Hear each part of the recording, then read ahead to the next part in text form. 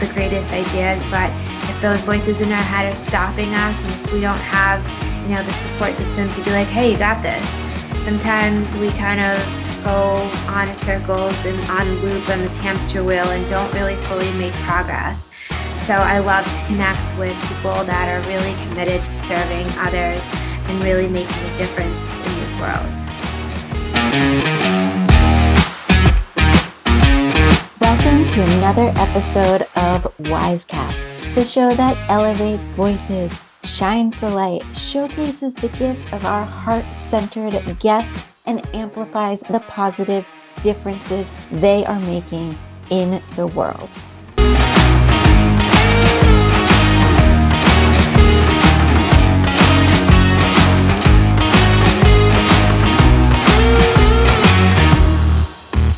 I'm excited to bring our next guest to you today.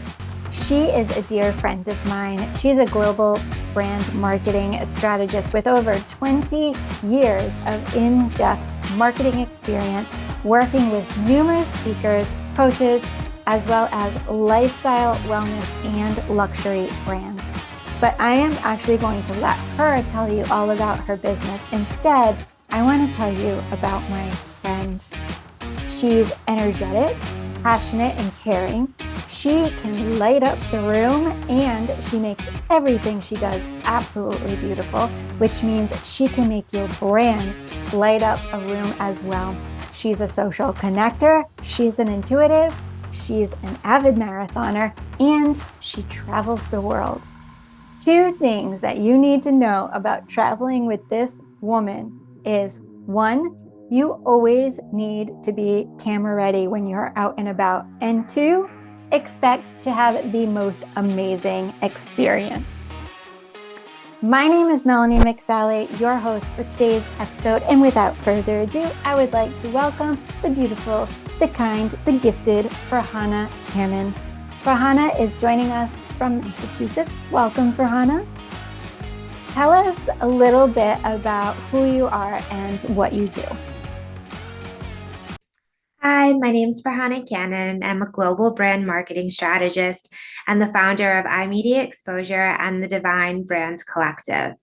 I help soul-led business coaches and wellness brands tell their story, share their purpose, attract more clients, and grow their sales. Awesome. So what are some of your top tips for companies to get more leads and grow their sales? When you're looking to grow your brand, there are a couple areas of your marketing that you should check in with to make sure that it's resonating with your target demographic as well as in alignment with your goals. So number 1 is to take a look at your branding.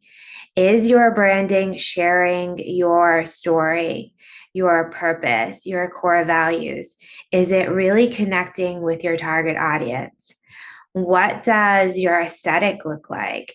Does it represent who you are, the feelings that you want to create with the people that you're working with? Is it visually appealing? Does it look professional? Are the graphics and the web pages and the things that you're using, does it represent a high caliber client or company? Those are areas that people make judgment in a couple seconds. Think about websites that you've gone on or social media pages that you've gone on, and within seconds, you've made a decision whether to purchase from that person or not, without really knowing so much about them. And be sure that people are also doing that when it comes to their first impressions when they're seeing your brand material as well. So definitely take a look at your aesthetics as well as your messaging.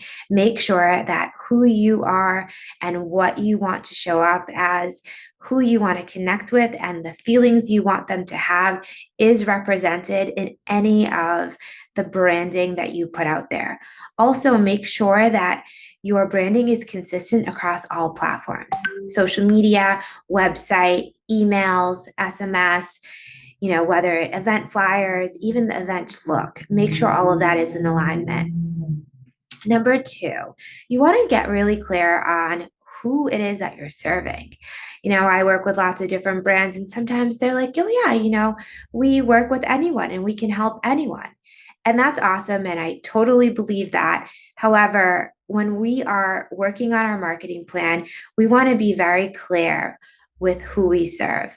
And you can serve multiple people, and they could be slightly different or completely different. So, what I like to do is set 5 target demographics or key personas and be very specific on who those people are. So, where you find them, what their likes and interests are, and where you find them online, well as their likes and interests. And this will help you when you're setting ad campaigns or when you're looking to partner with people. You want to be clear about what their problems are and how you solve those problems as a brand, and how you communicate with them and how often and where you communicate. Each target demographic is going to be a little bit different. Some want emails, some want text messages, some want Instagram DMs. So you want to really be specific on where, how, the frequency you communicate, and what kinds of things you talk about. People don't want you to just continuously, sell your product or service or just keep talking about the benefits of it. People want to know more about what your brand is about, what you're committed to. What are some of the key pieces of information that they are interested in that your brand kind of supports. So when you're talking about your target demographic, your ideal client, make sure to be very clear and know how to communicate and continuously be in communication with them and create systems so that you stay top of mind. Number 3 is be clear about what your offers are. So make sure that people can find all of the information about what you're offering on your websites, on your social media. Have people be clear. We think that people are clear because it's clear to us. However, it might not be clear to them. And so I would suggest, if you're a small to mid-sized company, having 1 to 3 core offerings and be very clear about those. Some brands do a la carte or customizations depending upon client, and that's fine too. But be clear about your 1 to 3 offers. And if you want to adjust and specialize for a specific client, you're more than welcome to do so. With those offers, you also want to have a freebie lead in, like a lead capture, a freebie offer. There's many names for this kind of offer. And what this can be is, it can be a free workshop. It could be a free guide, an ebook. There's many different kinds of free offers, a strategy call, a free trial. Now think about all of the different free offers that you signed up for because it was something of value that you didn't mind giving your email and your phone number to receive because you really wanted that thing. I see people do, oh yeah, they can sign up for my newsletter. That space that you're using to even put sign up for my newsletter is kind of not really the best use of space, unless you have like a VIP exclusive, super like important thing that people want in on because you've already built that engagement and that traffic and that allure to your brand. Just a regular newsletter, people don't want more junk mail. So keep your freebie offers very insightful and make sure that it's something of value that somebody's going to want to purchase or lead into. From your lead free offer, you want to make sure that those are aligned with your different offers. So if it's something that is a little piece, a little taste of what it is that you actually offer so that they're interested, you hook them in and they want more. And so then they want to go to that next step. And this leads us to number 4, the sales and marketing funnel. And so this is your strategy for getting people, your target audience, into your funnels, buy that freebie offer, and then creating a system of follow-up. We might think, oh yeah, we get somebody on this strategy call or a free call and we'll follow up with them. But chances are we forget, or we may not be fully leveraging the point of contact with this client. Things come up, we get busy. And so having your sales and marketing funnel with automations of emails and text messages and points of contact. It could even be like DMs, Instagram DMs, and the different pieces of content that you're sending can also be informational. It could be sharing about products and services or bringing them into your community. There's many different ways to kind of formulate your sales and marketing funnel. And your sales and marketing funnel, alongside with your marketing plan, also includes different kinds of outreach. So number 5 is your outreach. So that's getting in front of your ideal client. And you want to do this in multiple different ways. Um, it's quite possible that you can use one form of outreach, but I suggest many different kinds of outreach. So doing social media content that's engaging, planning out your content calendar, making sure what you're posting on social media is aligned with what you're sending out as like your weekly or your monthly email blast. And that is aligned with like the videos and kinds of content and things that you're selling. So you want to make sure that you're posting on social media, you're engaging with people that are engaging with you, and then you're doing outreach. So a little hack is if you post something at 11 o'clock every day, then from 10:30 to 11:30, go on your preferred platform of posting and engagement and go and start chatting with people that could potentially be your ideal customer. You want to do outreach with ad campaigns to get people into your freebie offers. You want to also create partnerships and affiliate marketing. You want to create community. So you want to leverage the people that you know, collaborate, build community, and get referrals as well. You can get on stages and on podcasts, get in front of your ideal client wherever they are hanging out. There is no one set way to do it.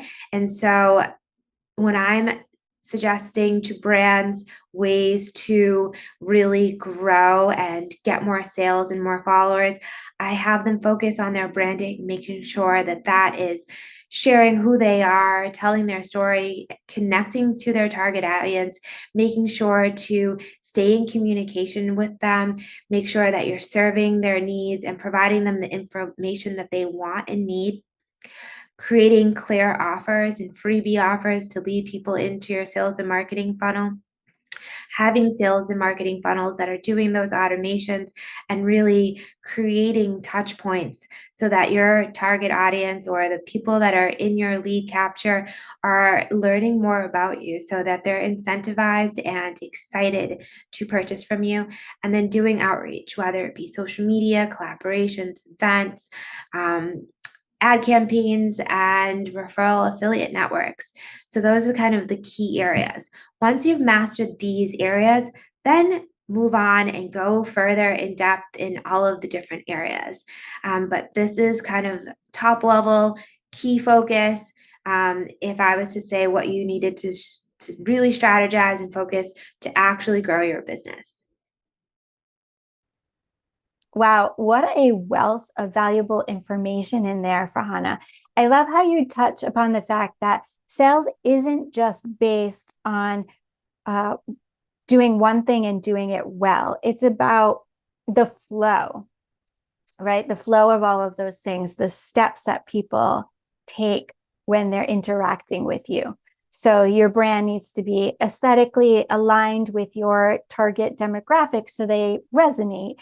Then you need to provide them with an action to take and make it clear that they should take that action so they know what to do. And then you need to make that step easy for them to take. In my experience, people leave websites when things become confusing, complicated, or challenging. What are some common mistakes you've seen entrepreneurs make that really hold them back from achieving their goals in business? Some mistakes that I see entrepreneurs making is they think that they can do it all alone. So, quite frankly, as humans, we need community. We thrive in community. We like having support. We may not always be great at asking for that support, but when we have it, and we all enjoy it. So, doing everything alone as an entrepreneur is not actually the most effective or efficient way to spend your time or your resources. We think we may need to wear all of the hats because, we want to save money or, learn how to do it all. But quite frankly, if you're thinking about it, it's not actually saving money because you're spending all of this time and effort and energy and resources actually learning how to do something that you may not be interested in or you may really kind of hate. And so things like that, it's better just to kind of outsource that. You spend your time on what you're really great at and focus on working with your clients and the things that you don't love, that you're not really great at, that you don't really understand, or maybe it just doesn't come naturally to you. You outsource that. And then being in community, some people have this, oh, well, they're a competitor, or I don't want them to take my business, or, quite frankly, there is enough business to go around. And if we collaborate and connect and support one another, we can definitely have a greater impact and make more of a difference. And so by collaborating, you're now leveraging your network as well as somebody else's, and you're both rising ships. So I really love the idea of collaborating. And then also too, like your clients will need various things. So when people work with me, okay, yeah, you need marketing, but then there's even areas of marketing that they need that I don't focus on. So if somebody needs SEO, or if they need a complex um, automation build out, if they need an app created, like there's certain things that I have resources. Melanie at Wise Tribe, I have do all of the automations and the technical build outs. Her and her team are really great for that. And so we partner and refer business to one another. It just makes sense. I try to stay in my lane and focus on, what I really love doing, what I'm really great at, and then partner with other people. And then there's other areas of business that, my clients are all brands. And so they may need an accountant, or they may need um, a lawyer, or whatever it is that they need. And so I have connected with lots of different resources, and I love having this community because these are people that I trust that are referring business to me, and I'm referring business to them.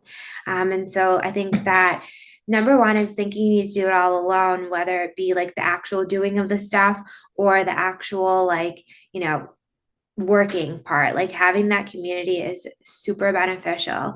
Another thing is doing too much. So they just go hard in like one area, but then don't focus on how everything connects in your marketing plan. So, for example, I know somebody that like goes super hard on social media and Instagram particularly. And then I'm like, okay, so are you making money? Are people signing up? Well, nobody really clicks on my website, or nobody really signs up for something. And then I like went and investigated and saw, okay, well, what they're clicking on, like there's not really anything for them to buy, or that's not really clear what the offer is. And so I think when somebody doesn't see their marketing plan as a comprehensive strategy and plan with many different components that need to be sorted for it to actually grow. If you're going to go hard on one thing, make sure that the next step in your process is going to lead to an actual sale. Don't leave people guessing. Don't have them try to figure it out. You have quick snapshots to actually grab and capture that lead. Another thing I see is people not really giving people an opportunity to give them money. Anytime I talk to anybody, I'm like, make sure that it's very easy for people to give you money in any single platform. And so, you can go onto my website. There's many ways for you to purchase and give me money. And so I think that that is a very important factor for many entrepreneurs. It may be difficult to actually sign up for a call or to get going or get started, unless it's a product-based company where all of that stuff's on. Another thing that I see probably as a missing is, you know, just being very clear about what your gifts are. I mean, even in marketing, like I know that for me, like marketing is so many components, and I don't really focus on all of the components. I'm really good at creating strategic marketing plans that are comprehensive and organized in details and having people create this plan. So I create this plan that's aligned and really kind of break things down and have people have structure so that they can, step by step focus. I'm really great at branding and that aesthetic. So making sure your messaging is really resonating, making sure that aesthetic looks high end, is connecting with your audience, and really looks professional. So those are kind of some of the things that I see entrepreneurs doing that probably creates more stress than it's worth. I couldn't agree more. Be a chief executive officer, not a chief everything officer. I like to attribute this concept to a buffet versus a steakhouse. The quality of your steak at a buffet is not going to be the same as what you'll get at a steakhouse. This is not to knock buffets, but buffets focus on having a variety of food for an affordable price. However, a steakhouse is focused on giving you the best quality steak cooked the most excellent way possible. So, Farhana, what do you think your superpower as a business owner is, and why should all entrepreneurs know what their superpower is? Background in fashion merchandising management. And I used to go to, runway shows in New York City. And one of my superpowers was to look at a runway show of maybe 30 pieces and pick which items I thought were going to be in the windows at Bergdorf and, Saks and all of the high-end department stores. And I was normally right. It was like my superpower. And so I would go to these fashion shows or I would watch them online, and then I would just say, okay, these are the different looks, and I would, forecast them all out, and then I would go down Fifth Avenue in New York and look at the windows and be like, okay, I picked these items from, like, the Paris Fashion Week. I looked at the Dior show, and these are the couple items that I picked were going to be the best sellers, and they would be in the window, and I'd be like, yep, superpower in. So I'm really good at that aesthetic and like making people feel something from an aesthetic. And so I know that that's like my superpower. It's like really creating strategies that are comprehensive and step by step and pulling, extracting information out of people, creating branding that is really going to be storytelling and emotion evoking, as well as, creating content calendars that tell your story. And coming from magazines and being a stylist in New York City, like I have lots of experience with creating content and making things look good and exciting and interesting. Good at. So I think as an entrepreneur, really figuring out what your magic is and focusing and staying in that lane and not trying to do everything for everyone. Like, I feel like that's kind of the secret. Like, you share your magic, your gifts, be clear about that, and stay in your lane. I certainly can attest to this superpower. I remember being at an event and the organizer wanted to take a group photo of, all of the attendees. And so they gave us t-shirts to wear so we would have like a united brands. They wanted us to be in their brand. But these t-shirts, no joke, were the most hideous bright yellow color. And they were so large, like a linebacker could have fit in them. Our linebacker's big. I don't know. A big, huge man could have fit in this t-shirt. And the Southern Irish person in me was like, I'm out. No, thank you. But you took this shirt and turned it into this 80s rock off the shoulder dress. I mean, I was so impressed. I was just so impressed. If I'm being honest, I was probably also a little jealous that you could just do this. Okay, so now that we know your superpower, how do you help brands grow and what are some of the services that you offer? And I focus on branding, so visual storytelling as well as messaging, making sure your aesthetic really connects with your target audience as well as resonates with who you are and the gifts that you're sharing in your field. I also focus on creating sales and marketing funnels. So, really focusing on the whole marketing plan.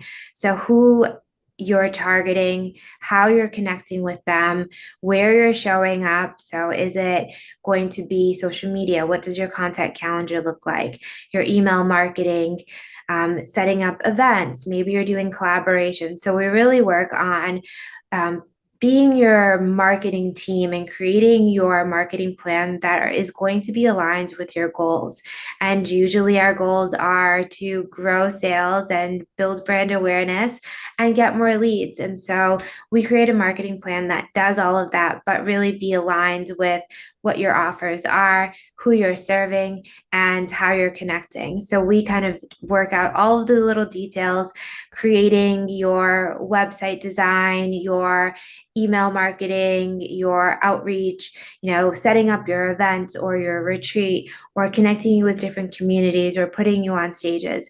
So we really work on that connection building component of your marketing plan, as well as that brand awareness and really setting you up in the market so people know who you are, what you do, and how they can connect with you. I also offer a digital marketing course that is a 10-week course that teaches people how to create their marketing plan. So, what I do with my one on one clients, I've created videos, modules, templates, and guides alongside group once a week coaching sessions with me, and that goes for 10 weeks. And so, anything that I do with my one on ones, we kind of go through in this group setting. You get all of the information and you can do it yourself. So, these are my two key offerings. I also am a speaker and a trainer and speak at different events. I also have podcasts, and I have a community, the Divine Brands Collective. And this is a membership community that incorporates a networking mastermind that's all about building relationships, collaborating and bringing referrals and supporting one another, because the road to entrepreneurship is a lonely one at times. And so I've created this support system. It also has weekly resources of different workshops in the business and wellness space, because I definitely believe that our emotional health is important to take care of. And without that, we can't really move forward and succeed in our entrepreneurial journey. And so I'm mixing in this wellness component with these business resources to provide us a comprehensive community to support us in all areas. It also gives you access to different experts. So maybe there is one area that you need more support in. You'll be allowed to like network and meet with these people, ask questions, attend workshops. And we're also doing moon ceremonies that are going to be a little bit more casual and more about like introspection. We also do wellness retreats that are live in different cities across the US as well as different destinations. So I'm really committed to having people achieve their dreams and elevating the vibration of the planet by having people feel good in their hearts and have access to the resources that they need to do what they want, and also have that support system, because we can have the greatest ideas, but if those voices in our head are stopping us, and if we don't have the support system to be like, hey, you got this, sometimes we kind of go on a circles and on loop on the hamster wheel and don't really fully make progress. So I love to connect with people that are really committed to serving others and really making a difference in this world. I love that you model what you preach. You have some digital and group offers to serve those demographics that are either new and perhaps they've not yet developed their marketing budget, or for those DIYers that just want to do it themselves. And then you also have done for you services for those brands that are either more well established and they're ready to level up their brand, or maybe they just have a healthy marketing budget and want some of your superpowers. So I know that you offer complimentary consultations and a free marketing guide that our listeners can take advantage of as well. So that link will be on the screen below as well as in the description. I can't emphasize enough how important it is to have a recognizable brand. Just think Google, Apple, Netflix, Amazon, Disney, Coca-Cola. As I say these names, I'm sure images are flooding through your brain, right? They're appearing in your mind.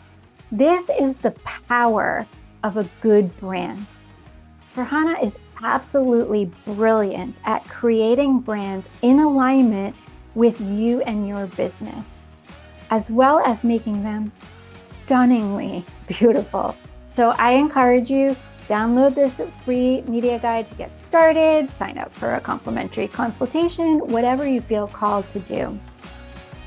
Once again, I want to thank you for being our guest today, Farhana. It has been such delight and honor having you here today, listening to your wisdom and your passion for elevating the vibration of the world. I want to thank our listeners for tuning in. If you like what you heard here today, please do like, share, and comment. We are trying to get WyzeCast to be a hot new release. So if you feel inspired, if you felt moved, if you felt called, if we earned it, please do like, share, and comment. It is free for you to do so. It really helps the podcast grow, and we really do love your engagement. This was another episode of WyzeCast, the show that elevates the voices, shines the light, showcases the gifts of our heart-centered guests, and amplifies the positive difference they're making in the world.